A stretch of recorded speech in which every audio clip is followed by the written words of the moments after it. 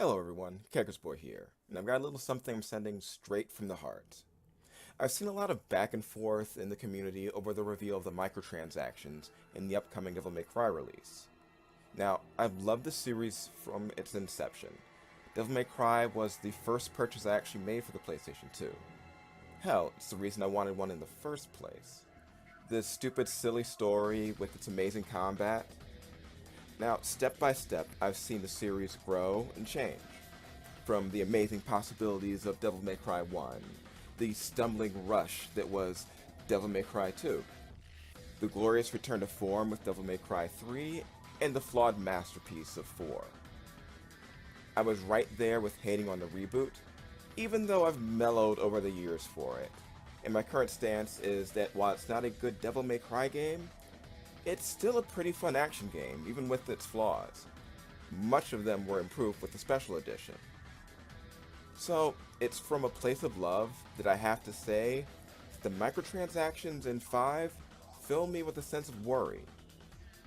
Now, before you jump to say that they've already introduced them with the re-release of 4, I have to say this first. Those inclusions were placed on top of an already existing game, one specifically targeted towards fans to drum up new interest in Devil May Cry 5. Going to the effort to modify the drop rates for something as small as a simple re-release or an upgrade of an already existing game would actually have hurt them. But for doing something as a new game, that is where they can build it from the ground up to affect people and to affect how the game works. All of these can color what they decide to put in or take out. But even in that, you could see Capcom starting to shift things with downloadable skins. Now, skins aren't usually much of a problem.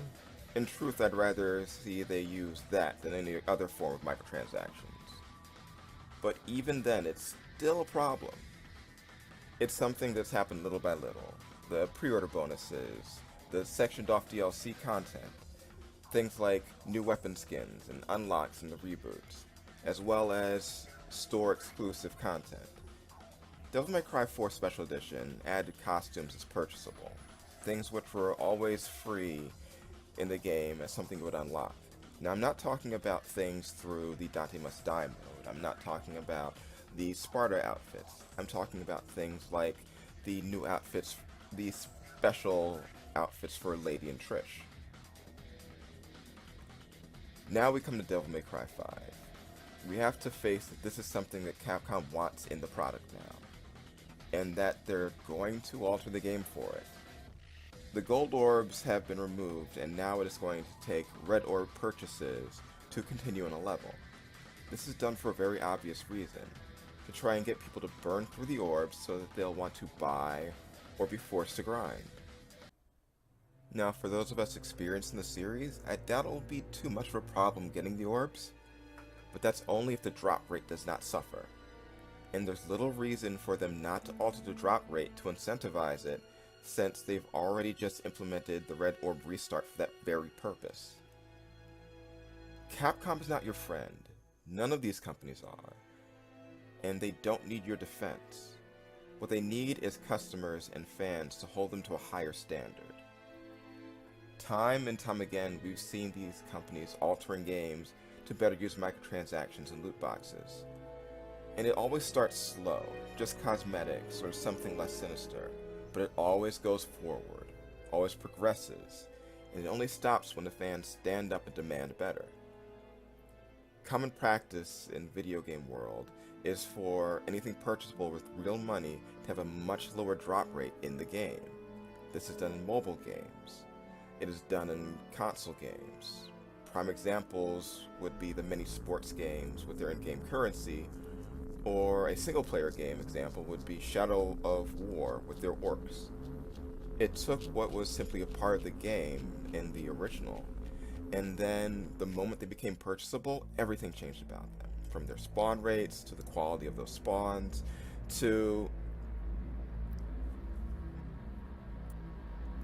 the point that removing the real money forced them to rework those spawns to make the game more playable. These companies have admitted through these practices that even in single-player games, the purchase of an in-game item through out the game means that it can and will affect the gameplay. To those of you who say, I won't buy it, so it won't affect me, no. It being in the game already affects you. It affects you by introducing something that can and has ruined parts of the game in other series. And by not saying anything, we encourage Capcom to push it further. Need to remind you that this is the same Capcom that sold cheat codes for money, that sold Big Head mode, and even something as simple as a color filter as DLC.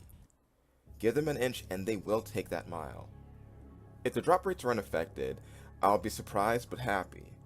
But unless you stand up and demand accountability, something like that won't happen. Companies do not want you to analyze or critique them. They rely on you to sit back and simply take whatever they have to give. It's not your job to defend them. It's your job as a fan to demand the best of them. And discussing this is not going to make DMC go away. Some people say we should just be glad it's back. But no, I don't just want it back. I want it better. I always want it better. What is going on is not jumping to conclusions. No, I'm not jumping to conclusions. All I'm doing is trying to be a discerning consumer. If bad practices have been seen in the industry, then it's your responsibility to always be on the lookout. If you purchase a car, then you have to check out certain things and know what can happen with it. It's the same thing with purchasing a video game. I'm hoping that it doesn't interfere with the game, but the simple fact that it's being included and that it's being progressed through Capcom's games is the true problem. For those who wish to boycott, I've got nothing but respect for you, but it must be a decision that you're also willing to stick by. Fake protests help no one. Fake boycotts help no one. It's something you have to trust and believe in and then go for. I for one will be watching for more information, but it's looking like I may have to purchase this on PC so that I have the option of altering the drop rates if there is an issue. But all of this, and the most important thing is that we're all fans. We all care about this series, these characters. We shouldn't be fighting with each other over this. If someone feels upset by the changes and worries that something is going on, then it's the company's job to alleviate those worries. Until now, I say be aware, be diligent, but for me, I'll remain reserved. I'll see you next time. We've had a lot of new people joining up and tuning in, and I'm glad to see all of you around here. If you have any more subjects that you want my opinion on, or just want to yell at me for not sharing the same opinion, I'll welcome all of that, because open discourse improves games, and open discourse improves everything. Let's talk. Like, subscribe, and if you want to share this with other people, go on ahead. I'll see you next time.